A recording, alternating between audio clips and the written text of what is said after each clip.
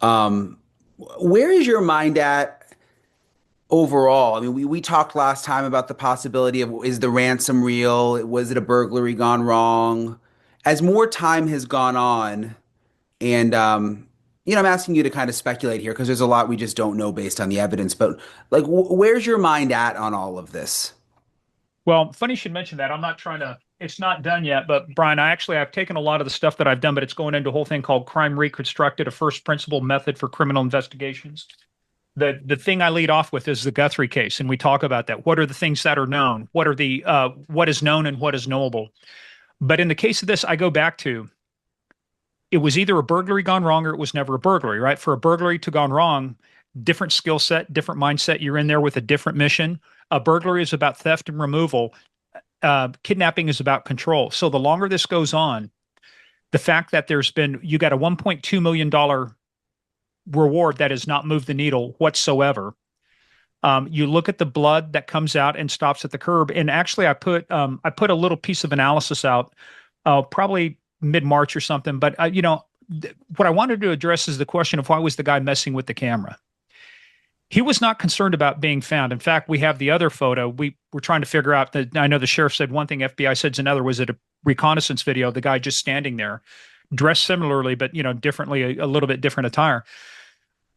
The whole purpose of removing the Ring camera, and this is what I've concluded based on looking at anything, was he disguised himself. What he could not disguise was a vehicle.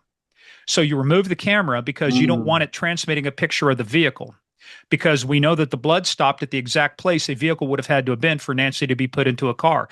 The question was there one or was there two? So when I look at this, and just this is based on my training and experience, and it's not speculation. So I want, some people may say, well, it's speculation. No, it's actually based on real data, stuff that I've done, stuff that comes out of the National Crime Victimization Survey, stuff that the FBI does. You would be hard pressed to find cases of where somebody that went in to do a burglary decided that kidnapping was the least risky alternative to For getting the out of the first house. time in 104 days, this case is starting to feel even more disturbing than mysterious. Because according to Brian Entin's interview with former investigator Morgan Wright, the suspect may never have been worried about being seen. Instead, investigators now believe the Ring camera may have been removed for one reason only: to hide the vehicle used in Nancy Guthrie's disappearance. And honestly, that changes everything. If you are new here, welcome to Keith's Crime Files. Hit that subscribe button right now, because this case is moving fast and you do not want to miss a single update. And if you have been following along, go ahead and drop a like. It genuinely helps this channel keep covering the cases that matter most. Now let's get into it. 104 days ago, Nancy Guthrie vanished. Not gradually, not ambiguously. She was there, and then she was gone. And the only thing left behind was blood. Blood that investigators found at her home. Blood that, according to reporting on this case, stopped right at the curb. Think about that for a moment. Not inside the house, not down the street, right at the curb. Which means, in all likelihood, someone was waiting. A vehicle was there, and whoever took Nancy Guthrie had a plan before they ever arrived. That detail, blood stopping at the curb, has quietly become one of the most haunting pieces of information in this entire investigation, because it does not suggest panic. It does not suggest a crime of opportunity that spun out of control. It suggests something deliberate, something calculated, something that was thought through. And as we are about to get into, nearly everything else investigators have uncovered in the last 104 days points in that same direction. Now, in the very beginning, when Nancy first disappeared, Pima County Sheriff Chris Nanos was the face of this investigation. His office held jurisdiction. His office was technically in charge, and in those early days, it appeared that communication was happening between his office and the Guthrie family, between his office and the public, between his office and the FBI. Appeared to be, because what we now know, thanks to a new interview Sheriff Nanos gave to People magazine, is that the communication picture looks very different today than it did at the start. The sheriff confirmed directly that he is no longer communicating with the Guthrie family. He is not the one keeping Savannah Guthrie and her family updated on what is happening with the search for Nancy. That responsibility has been handed over to the FBI. Let that settle in. The man who is technically still the lead investigator on this case, the sheriff of Pima County, is no longer speaking to the victim's family. And in that same interview, he acknowledged something that, frankly, has been visible beneath the surface for weeks. He said, and this is a direct quote, "The public is frustrated.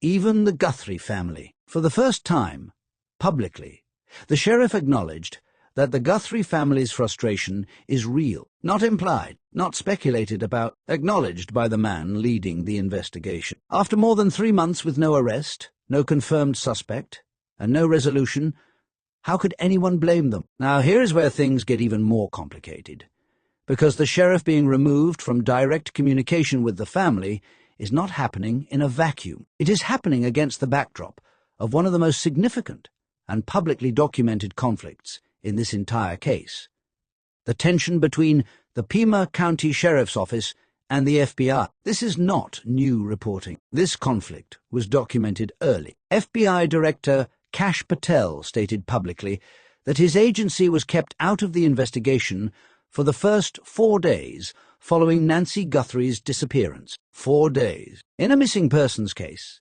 where the first 24 to 48 hours are considered the most critical window, the FBI says it was excluded for 4 days. Sheriff Nanos disputes that account. He told People magazine that the FBI was with his office from day one, and that he believed some of Director Patel's remarks were, in his words, factually inaccurate. He stated that coordination between his officers and the FBI began soon after learning of Nancy's disappearance. But the dispute does not stop there. There was also a significant disagreement over where the DNA evidence would be sent for analysis. According to reporting on this case, Sheriff Nanos wanted to send the DNA to a private laboratory in Florida that Pima County uses as a regular resource. The FBI wanted the evidence sent to Quantico, the Bureau's own forensic laboratory, one of the most sophisticated DNA analysis facilities in the country. This was not a small disagreement. The choice of lab affects processing speed,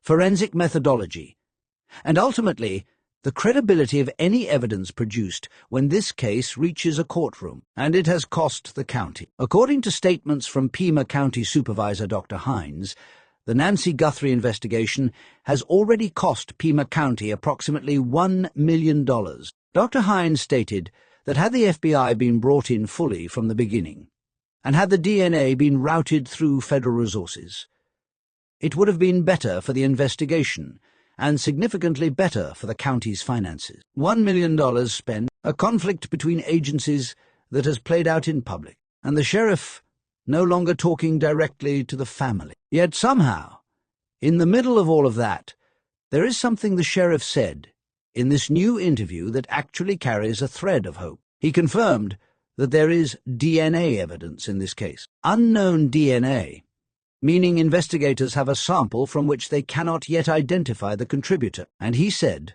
directly, that he believes they are getting closer to finding out who that contributor is. His words were that he has confidence in the labs. The DNA in question, based on reporting throughout this case, is a strand of hair, a rootless hair strand found during the investigation, and ultimately sent to Quantico for analysis. Now here is why this matters, and why it is more complicated than it might sound. A rootless hair is significantly more difficult to analyze than a rooted one. A hair pulled from the root contains nuclear DNA, which is the gold standard for identification. A rootless hair contains mitochondrial DNA, which is far more limited in what it can tell investigators. It can narrow down a population. It cannot, on its own, definitively identify a single individual. To extract actionable intelligence from a rootless hair, investigators must turn to a technique called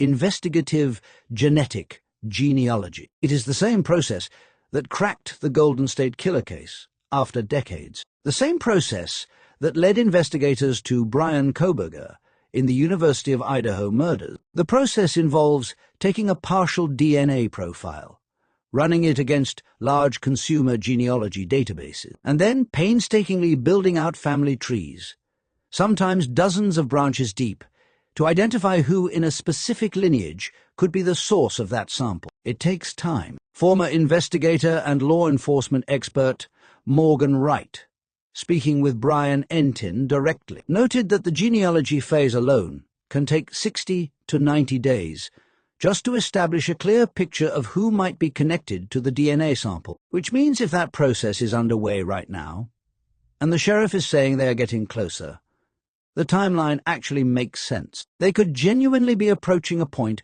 where the genealogy work begins to narrow toward a name. But Morgan Wright also raised a concern that cannot be ignored. He pointed out that DNA does not carry a date or timestamp. There is no way to know, from the sample alone, when that hair was deposited or under what circumstances. And critically, he noted the level of premeditation visible in the surveillance footage from this case. The person caught on camera near the scene was wearing a full face covering, a jacket covering their body, and what appeared to be double gloves. This was not someone who stumbled into a crime. This was someone who understood forensic countermeasures and acted accordingly. If that person was as careful as the footage suggests, then the question Wright raised is a serious one. Could a stray hair from the outside of a ski mask or jacket have been picked up in an entirely unrelated location and transferred to the scene without the suspect even knowing? Under the principles of forensic evidence transfer,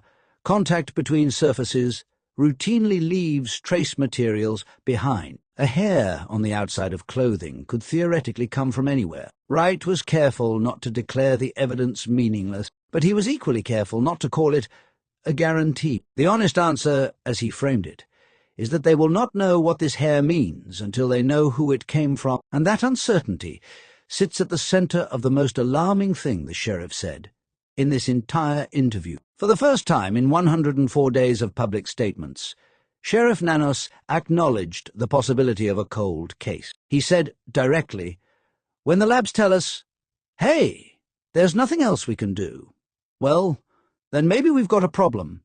We've got a cold case." He followed that by saying the labs are not telling him that yet, and he maintained that his team will solve this. But the fact that those words, cold case, came out of his mouth at all is significant, because sources close to this investigation have indicated that beyond the DNA, there are currently no solid suspect leads. There is no identified person of interest. There are no credible tips producing movement. There is a reward, reported at between $1.20 and $2 million, that has produced no meaningful breakthrough despite its extraordinary size. There are thousands upon thousands of hours of surveillance footage from intersections, ring cameras, neighborhood security systems, and business cameras across Tucson, all of which investigators are cataloging and organizing by vehicle type and color, waiting for the moment when they have a suspect to match against that archive. That is a reactive strategy. It is a responsible one.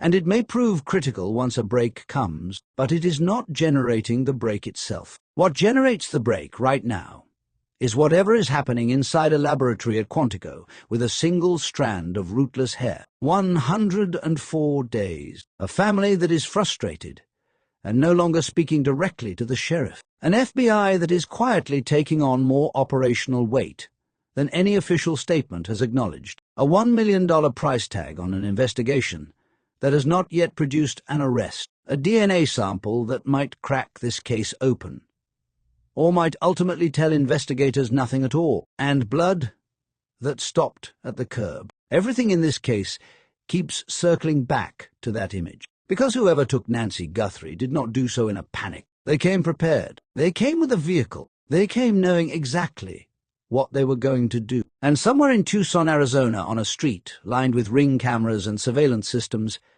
there may be footage sitting in an archived catalogue right now that shows exactly who that was. The question is whether investigators will find the key to unlock it before this case goes cold. And now we have arrived at the detail that reframes everything. Not the blood, not the DNA, not the reward that has sat unclaimed for over 3 months. The detail that changes the entire lens through which you have to look at this case is something far simpler and far more chilling. The ring camera. Everyone who has followed this case knows about the doorbell camera footage. A figure approaches Nancy Guthrie's home, dressed deliberately, face covered, moving with intention, and at some point that ring camera goes dark. It is removed, and for a long time the working assumption was obvious. Whoever did this did not want to be seen, did not want their face captured, did not want to be identified on footage. But former investigator and law enforcement expert Morgan Wright, speaking directly with Brian Entin, laid out an analysis that stops that assumption cold. The suspect was not afraid of being seen. He was afraid of something else entirely. Think about what the footage actually shows. This person walked up to Nancy Guthrie's home without urgency, without panic, without the frantic energy of someone who feared being caught on camera. He stood there long enough that, had the ring camera been actively recording to the cloud, every second of his presence would have been preserved in permanent digital storage. He was not hiding from the camera's eye. He was not cowering in shadows or rushing to avoid being filmed. He was calm, deliberate, unhurried. Morgan Wright described this as sophisticated tradecraft, the behavior of someone who has done this before, someone for whom the act of approaching a home, removing a camera, and carrying out a targeted operation was not new territory. And if that person was not afraid of being seen, then why remove the camera at all? Wright's answer is direct, and it is backed not by speculation, but by decades of law enforcement experience and data drawn from sources including the National Crime Victimization Survey and FBI behavioral research. The camera was removed to conceal the vehicle, not the face. The vehicle. Consider the logic. A person wearing a full ski mask, gloves, and a jacket that covers the body has already solved the identity problem. You cannot run facial recognition on a covered face. You cannot identify a person by their ski mask. But a vehicle, a specific make, model, color, and year, is an entirely different category of evidence. A vehicle is trackable. A vehicle can be cross-referenced against DMV records, against known offender databases, against prior law enforcement contacts. A vehicle, in the hands of a skilled investigator, can be reconstructed from a single fragment. Morgan Wright knows this firsthand. He described working a fatal accident as a state trooper, where the only physical evidence recovered was a small piece of a vehicle's grille. From that fragment alone, investigators were able to reconstruct the year, make, and model, obtain a partial VIN number, and ultimately track down the vehicle. One small piece of grille, that was enough. Now consider what modern technology adds to that capability. Artificial intelligence can analyze traffic camera images with precision that was unthinkable even a decade ago. Investigators with access to the right tools can identify a vehicle from partial imagery, a side panel, a roof line, a headlight configuration. And once that vehicle is identified, it becomes what Wright called a biometric from a vehicle standpoint. It is completely identifiable. It connects to a registration, to an owner, to a history. That is exactly what the suspect in this case did not want investigators to have. He was not afraid of being recognized in the footage. He was afraid that a single clear frame of his vehicle would hand investigators everything they needed to find him. So the camera had to come down before the vehicle arrived, before Nancy Guthrie was brought outside, before the blood stopped at the curb. That sequence of events: camera removed, vehicle arrives, victim removed, vehicle leaves, speaks to a level of planning that is extraordinarily difficult to attribute to impulse or accident. And this brings us to what Morgan Wright stated clearly, and without hesitation, when asked about the nature of this crime. This is a no-body homicide. Wright was unambiguous. He laid out the indicators one by one. Nancy Guthrie's age, her documented cardiac condition, the time of night she was taken, the blood discovered at the scene. Taken together, these factors do not point toward a burglary that escalated. They do not suggest a crime of opportunity, where a perpetrator panicked and made a desperate decision. They point to an abduction, and given everything that has followed, the absence of any ransom demand, the passage of 104 days, the silence, Wright's position is that investigators should have shifted their framework from missing person to no-body homicide far earlier than they did. He made that call himself when he was in Tucson in the early days following Nancy's disappearance. The distinction matters enormously. A missing person investigation operates on the possibility of a living victim who might be found. A no-body homicide investigation is built around the certainty that a crime occurred, and the goal of establishing what happened, where and by whose hand, even without a body in evidence. The investigative tools, the resources deployed, the urgency of forensic collection, all of it shifts when you change that classification. Wright stated that, circumstantially, all of the evidence points toward an abduction, every indicator, and he went further, raising the question that sits at the very heart of this case. Was this targeted? Did whoever took Nancy Guthrie know exactly who she was? Did they know who her family was? Did they choose her specifically, rather than simply selecting a home in an affluent area? Wright's answer was measured but honest. That question, he said, is unknowable from the outside. The only person who can answer it is the person who committed the offense. But the level of planning visible in every element of this crime, the disguise, the gloves, the camera removal, the vehicle concealment, the clean exit, makes it extraordinarily difficult to argue that Nancy Guthrie was a random choice. Now, while investigators are waiting on DNA from Quantico, thousands of hours of surveillance footage from across Tucson continue to sit in an archived catalogue, organized by vehicle type, sorted by color, waiting for the moment when a suspect name gives them something to search for. Sheriff Nanos described this process publicly. All the white trucks in one category, all the red sedans in another. A massive organizational effort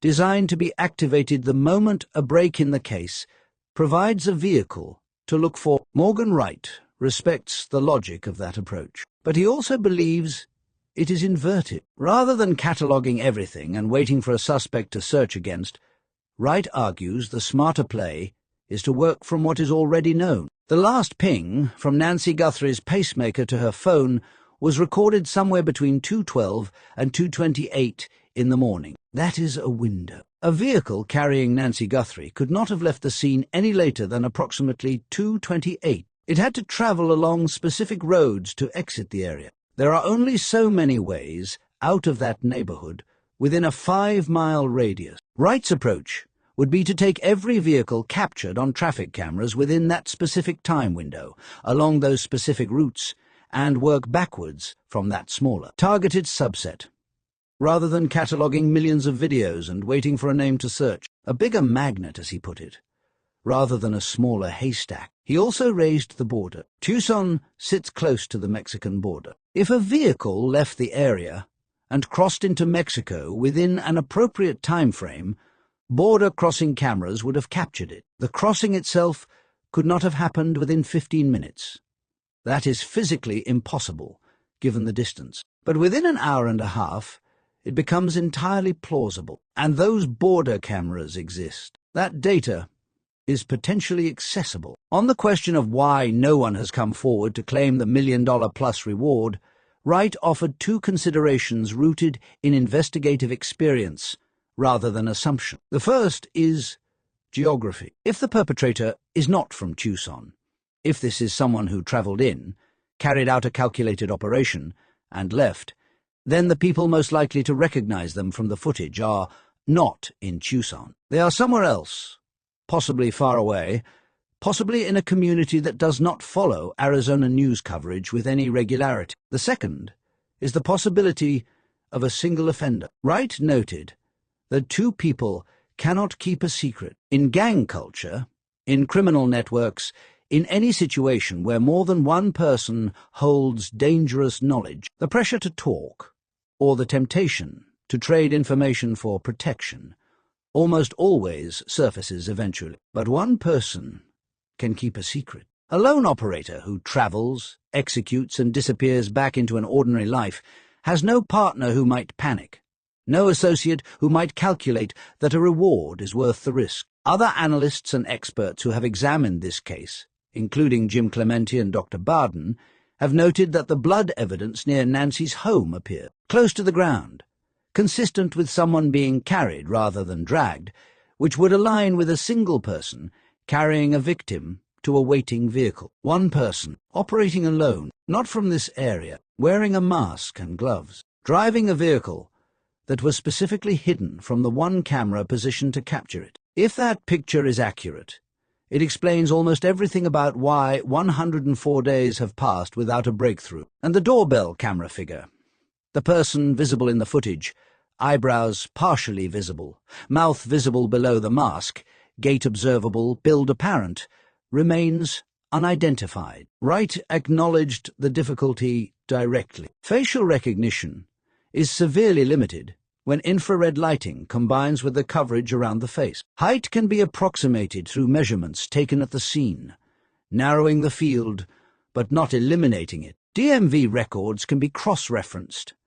Driver's license photos filtered by gender and height range, and AI analysis applied. But Wright described that process as a long, hard slog, without prior contact with local law enforcement, without an organic connection to the community, without a partner who might eventually talk.